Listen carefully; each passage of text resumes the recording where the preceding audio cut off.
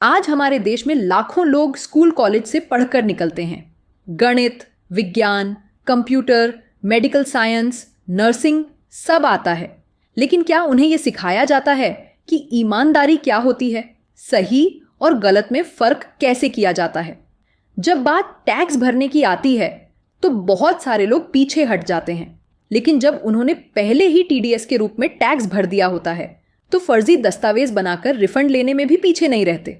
और फिर कुछ लोग तो इनकम की फर्जी रियायतें दिखाकर टैक्स रिफंड लेने में माहिर हो रहे हैं।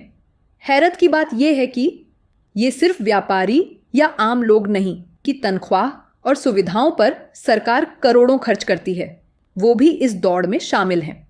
फर्जीवाड़े में माहिर बने ये लोग तर्क देते हैं कि जब नेता करोड़ों की संपत्ति बना सकते हैं, जब भ्रष्टाचार हर जगह है, तो हम क्यों ईमानदारी से टैक्स दें? सरकार एक तरफ इनकम टैक्स लेती है तो दूसरी तरफ जीएसटी। टैक्स की चपेट में हम दब गए हैं। लेकिन सोचिए, अगर हर कोई यही सोच ले तो देश चलेगा कैसे? सड़क, अस्पताल, स्कूल, सेना और यहां तक कि सरकारी कर्मचारियों की तनख्वाह, ये सब टैक्स से ही चलते हैं। अगर हम ही इसमें सेंध लगाएंगे तो अपने ही घर की नींव कमजोर करेंगे। जो लोग टैक्स रिफंड के चक्कर में खुलेआम टीनेक्स चोरी कर रहे हैं, वह भी इसी करतूत का एक हिस्सा है। और इन टैक्स चोरों को शायद यह भी मालूम नहीं है कि टैक्स चोरी एक गुनाह है और इसके लिए जेल भी हो सकती है, यहां तक कि सरकारी नौकरी भी जा सकती है। यही वजह है कि आज भारत में मॉरल एजुकेशन सिर्फ जरूरी नहीं बल्कि अनिवार्य होनी चाहिए, ताकि बच्चों को बचपन से सिखाया जाए कि टैक्स चुराना चालाकी नहीं, चोरी है, कि भ्रष्टाचार सिर्फ दूसरों का न हमारा भी नुकसान करता है और कि ईमानदारी सबसे बड़ी ताकत है।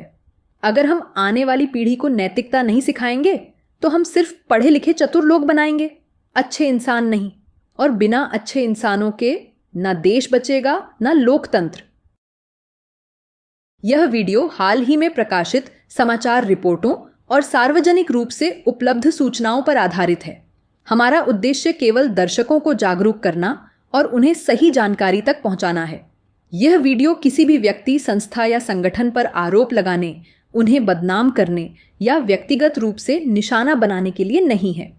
सभी उदाहरण केवल समझाने के लिए दिए गए हैं। इनका वास्तविक घटनाओं या व्यक्तियों से प्रत्यक्ष संबंध मानना उचित नहीं होगा। हमारा उद्देश्य केवल यही है कि लोग टैक्स चोरी के खतरों को समझें और जिम्मेदार नागरिक के रूप में अपनी कर जिम्मेदारी पूरी करें। कानून का पालन करना हर एक का कर्तव्य है।